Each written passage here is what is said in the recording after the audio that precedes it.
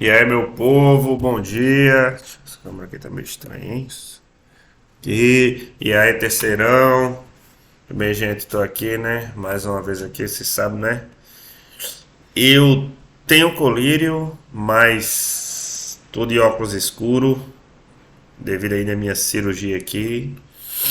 Como vocês sabem, né? Eu tô cirurgiado ainda, né? Mas já temos aqui algumas melhoras. Então eu já posso começar já a dar aula física para vocês, né? Já passou os 15 dias do meu atestado, mas infelizmente a gente ainda está aqui de aula online, né? Uma coincidência melhor que eu descanso melhor o meu olho, mas eu não posso me expor ao sol sem óculos escuros. Essa luz indireta aqui a doutora já me liberou, mas eu, por ser um cara precavido, vou começar aqui essa minha aulinha aqui ainda utilizando meu óculos escuro. Passar aí pelo menos um mês usando óculos escuros em todas as situações que tem sol, né?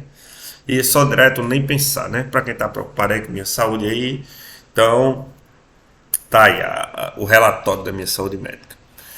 Então, gente, aqui a gente vai fechar finalmente, né, as 5 competências da visão do Guia da Redação de Enem. Estamos aqui na página 27, já praticamente no final, né? Depois são as análises de redação, né? Se vocês olharem aqui, depois vem só as análises, né? Tem umas dicas gerais, né, que eu vou abordar também. Depois é amostras de redações nota 1000, que é um assunto interessante que dá pra gente trabalhar em sala de aula, né? Enfim, cadê aqui? Competência 5. Então vamos dar aqui a lidinha aqui na competência 5, né? É... Como é que fecha isso aqui do lado? Acho que anotações não. Eu esqueci como é que fecha isso aqui do lado. Aqui achei, muito bem. Gente da tecnologia, minha gente, calma. Enfim, então bora lá, né? Competência 5 você já sabe do que ela trata, né? Elaborar a proposta de intervenção para o problema abordado respeitando os direitos. Rapaz, o que é isso, professor? É a famosa, gente, solução. Claro, agora aqui tem falando aqui, né? Respeitando os direitos humanos, né? Eu já falei bastante disso em sala de aula, mas vamos retomar aqui nessa aula online, né? Vamos ver aqui o que é que o próprio Enem fala disso.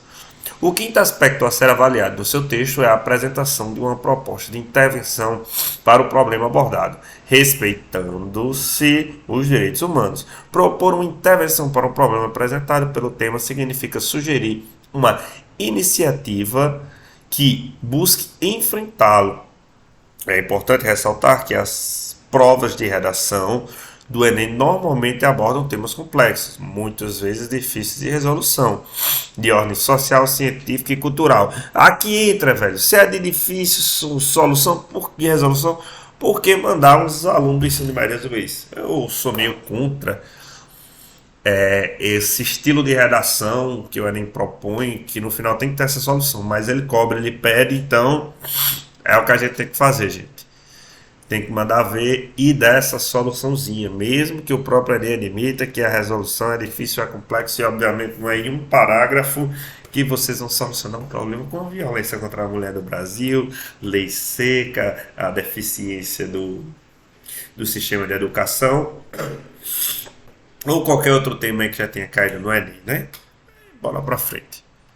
A elaboração de uma proposta de intervenção na prova de redação do Enem representa uma ocasião para que você demonstre seu preparo para exercer a cidadania e para atuar na realidade em consonância com os direitos humanos. Portanto, você deve usar o conhecimento desenvolvido ao longo da sua formação para a produção de um texto, no qual, além de se posicionar de maneira crítica e argumentar a favor de um ponto de vista, você possa indicar uma iniciativa que interfira no problema discutido na redação. Nada de novo aqui, né? A proposta de intervenção precisa estar relacionada com o tema, logicamente, né, integrada ao seu projeto de texto. Onde é que a gente viu o projeto de texto? Competência 3, considerando seu planejamento de escrita, avaliado na competência 3. Sua proposta deve ser coerente em relação à tese desenvolvida nos argumentos. Coerência, competência 3 também. Ai. Já que expressa sua visão como autor das possíveis soluções para a questão discutida. Assim, é necessário que a intervenção apontada responda os problemas discutidos por você, mostrando-se articulada seu projeto de texto. Então, o que é que ele está dizendo aqui? Aqui já é mais importante, né? A gente tem o quê? Tem alguns elementos ali que a gente pega, né? A competência 2 que vai medir o que? A competência 2 ela pega a sua capacidade de seguir o tema e seguir o tipo, né? Então aqui, seguir o tema, desculpa, seguir o tema é justamente você ter aquela linha ali, estar dentro do tema. Você vê que vai contar nessa solução ali, também entra ali um pouco da competência 2, só que não é só competência 5, logicamente. Daí também tem o projeto de texto, que é saber a coerência dos seus argumentos e se seu texto foi projetado anteriormente. Então, se ali você já tem uma solução em mente, então, antes de começar seu texto, os seus argumentos vão ser levados para essa solução. Isso é muito no âmbito da teoria, né? No âmbito da prática, as soluções são bem mais fáceis do que a gente pensa. Então, bora lá. Ao redigir seu texto, busque apresentar uma proposta concreta, específica ao tema e consistente com o desenvolvimento de suas ideias. Lógico, né? Para construir uma proposta muito bem elaborada, você deve apenas propor uma. Você não. Deve uma não. Sim.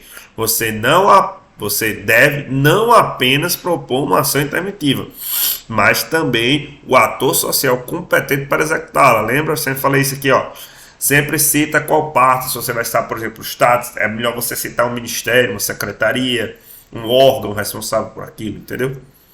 Aí, de acordo com a ação escolhida, aí, individual, familiar, comunitária, social, política, governamental e mundial. Além disso, você deve determinar o meio de execução da ação, o seu feito ou finalidade, bem como incluir outros detalhamentos. Aqui ele vai falar melhor, né? No caso, vai explicar melhor aqui. Ao elaborar sua proposta, procure responder às seguintes perguntas: o que é possível apresentar como uma solução para o problema? Quem deve executá-la? Lembra, quem deve executá-la sempre seja mais direto. Também quando você colocar o Estado, então, se colocar, vai citar o Estado, tem que citar o órgão, a secretaria, a parte, ou mais de uma parte, né? Aí, como viabilizar essa solução? Qual efeito ela pode alcançar? Claro, então você tem que pensar, por exemplo, o que é necessário para resolver, por exemplo, o tema que eu sempre gosto muito de usar, né, que é o nosso tema que a gente adotou, né, que é a violência contra a mulher. Então, existem algumas medidas que elas com certeza diminuem, mas você realmente vão causar um grande efeito? Por garantia, é melhor você sempre citar mais de uma, né? Então, quando você pensar aí numa proposta, né, o que pode ser apresentado, você coloca mais de uma solução. Tá, duas, três, quatro, de repente. Eu acho que três é o suficiente. Mas geralmente girando em torno de, inclusive, de várias esferas. Então, a gente pode trabalhar em cima da questão das leis, a gente pode trabalhar em cima da questão da educação, né? Ali o aprendizado, a gente pode trabalhar em cima da questão punitiva, né? A gente pode citar até uma medida mais clara, como por exemplo em 2011, né, naquela redação que a gente viu do Nota 1000, que ela falando sobre a castração química de estupradores, né, que é um tipo de violência, né, é a violência sexual mais pesada e uma das violências mais desprezíveis que o ser humano pode executar, né? Os piores crimes, né? É o crime entre os crimes, nem os outros criminosos perdoam. Então, a gente tem aqui uma questão de ter uma medida ali descrita por a relação lá também que eu mostrei para vocês, né? Que seria esse tipo de crime. Claro, você pode também colocar o aumento de punições mais severas. E aí você pode trabalhar em cima de vários outros termos aí, né? Também você pode trabalhar com a mídia.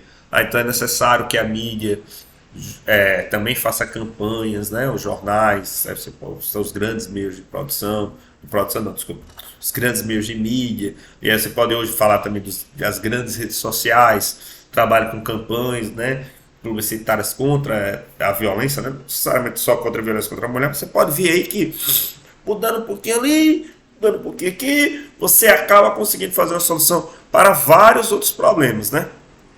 Enfim, que outra informação pode ser acrescentada e detalhar? Não. Desculpa, gente, o óculos escuro ele tampa. Eu vou até aumentar um pouquinho aqui a claridade aqui enquanto eu estou gravando essa aula. Sim. Que outra informação pode ser acrescentada para detalhar a resposta, né? Que é o fim. Resumo: seu texto será avaliado na base da composição da proposta que você deve apresentar. Que também lembrem, né, que a proposta ela não está sozinha, entendeu? A proposta ela encaixa também na competência, um pedaço da competência 2 e um pedaço da competência 3. É uma coisa que nas redações eu tenho evitado. Então eu acredito que junto com esse vídeo, né, acho que vocês vão estar recebendo esse vídeo na sexta-feira. Se tudo der certo, eu vou mandar um tema. Se eu não mandar um tema na sexta, eu vou mandar na segunda-feira. Eu devia ter mandado antes, mas eu realmente esqueci. Desculpa, gente, é muita coisa. Enfim, aqui tem um avisozinho dele, né? Importante: existem várias formas de propor uma intervenção e você deve explorar aquela que mais se adequa ao tema e ao seu projeto de texto. Contudo, fique atento para a sua proposta seja explícita. Muito aluno tem esse probleminha. Cita ali, às vezes tem cita na conclusão a solução e quer que o cabo adivinhe. Não, seja explícito, meu amigo. Aí, apenas constatar a falta de uma ação ou de um projeto, como que falta investimento em X, ainda não é suficiente para configurar uma proposta de intervenção, bem como apresentar estruturas que não permitem ter certeza que você está propondo, de fato, uma intervenção, como em se X for feito, o resultado poderá ser Y. Além disso, evite propostas vagas, genéricas, incompatíveis com a discussão. Aqui, mais ou menos, né? A gente vê aí que tem algumas respostas aí, que algumas soluções que servem para muita coisa, né? Mas sempre tente ser detalhista. Quando você é detalhista colocando órgão, isso melhora muito. Em suma, você deve ser claro na sua redação toda, ao apresentar o seu desejo de intervir na realidade e sua proposta de completar essa situação e problematizar seu texto. Aqui tem o que é considerado desrespeito aos direitos humanos. Tem todo esse textinho aqui que eu não vou ler, mas vou resumir aqui. Ele até coloca os pontos, né? Então ele até coloca aqui, né, o artigo 3 da resolução 1ª, né, dos direitos humanos.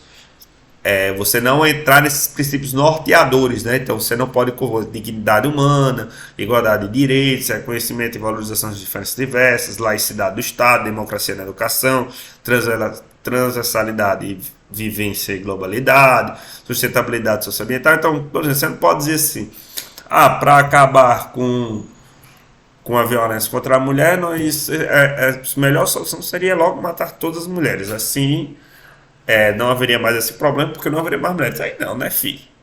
Ou também você não pode falar coisas muito absurdas, do tipo, para acabar com a violência contra a mulher, é necessário haver um toque de recolher para os homens, e os homens fiquem em casa a partir das 10 horas, e as mulheres possam sair com mais segurança.